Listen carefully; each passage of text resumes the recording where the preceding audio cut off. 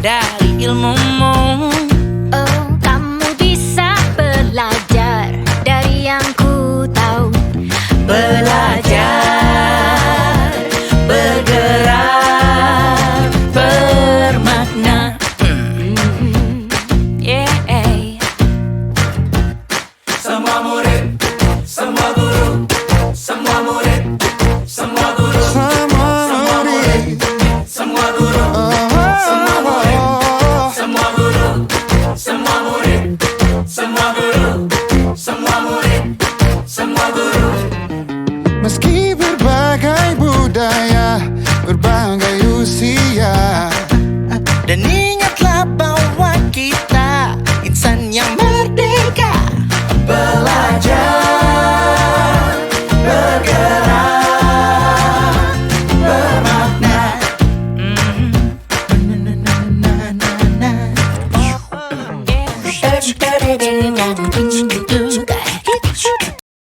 Baik, saya akan berbagi pengalaman mengenai pengalaman pembelajaran berdifferensiasi. Jadi strategi atau pembelajaran diferensiasi ini umumnya adalah untuk menanamkan atau memetakan kebutuhan setiap siswa. Jadi di mana pembelajaran diferensiasi itu kita sebagai pendidik itu hanya sebagai fasilitator untuk memfasilitasi siswa. Jadi kita memetakan berdasarkan kebutuhan belajar siswa, minat, bakat dan profil atau gaya belajar siswa.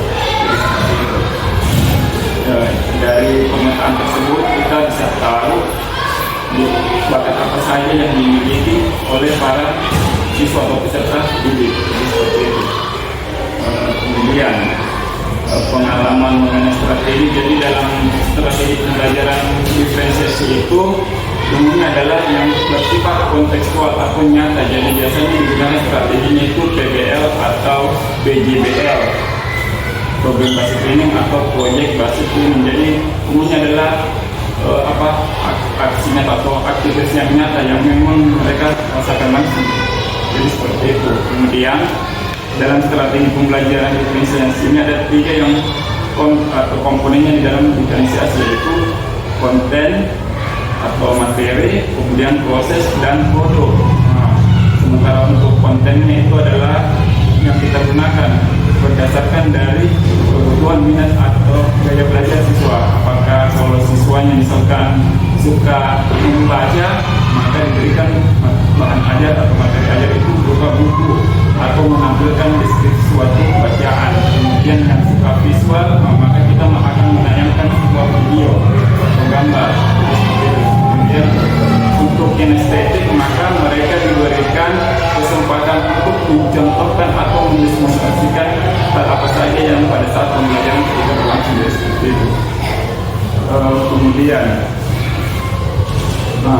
dalam juga yang sangat penting, jadi dalam diferensiasi itu kita sebagai guru itu diajar untuk merdeka mengajar. Kenapa merdeka mengajar? Karena dengan pada saat kita menyusun modul ajar itu kita memang diberikan kemudahan untuk memilih tujuan pembelajaran mana saja yang akan dicapai pada saat pembelajaran berlangsung tersebut dengan sesuai dengan asesmen atau penilaian yang akan kita lakukan pada saat itu.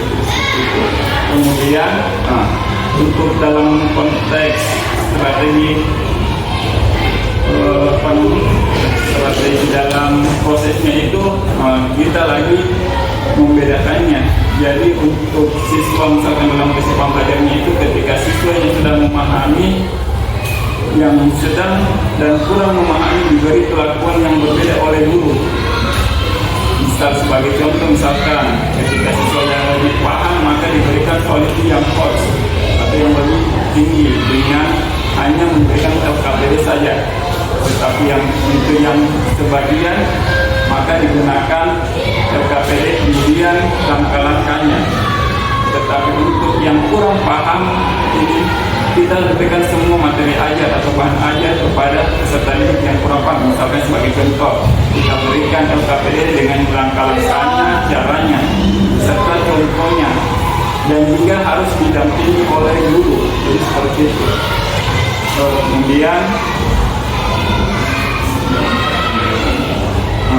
Kemudian jadi dalam menyusun modul ajar diferensiasi ini, jadi kita sebagai guru atau pendidik itu harus tahu mengenai situasi dan kondisi dalam kelas, seperti apa kebutuhannya siswa.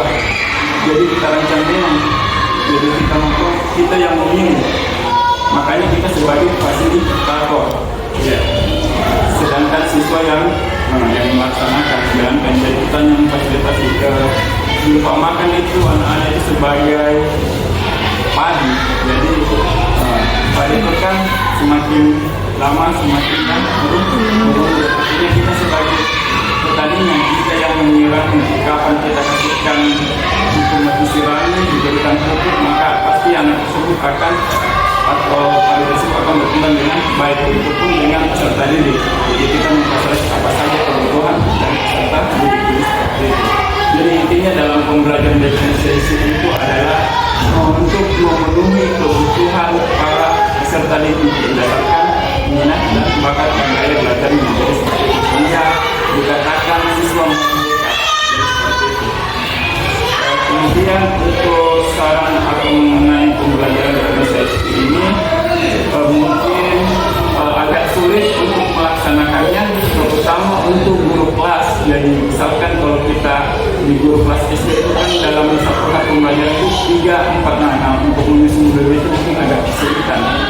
Tetapi untuk memudahkannya ada hal yang baru, yaitu mungkin mencari referensi dari PNM atau itu banyak sekali referensi yang kalian bisa lakukan dengan menggunakan istilahnya ATM, amati, tiru, modifikasi. Jadi menurut kalian yang teman-teman atau anak-anak kita yang melakukan bisa mengambil dari PNM, tetapi dengan catatan dengan ATM. Jadi amati, tiru, modifikasi dengan dikondisikan dengan sesuai di satuan pendidikan adik-adik yang akan nanti laksanakan seperti itu.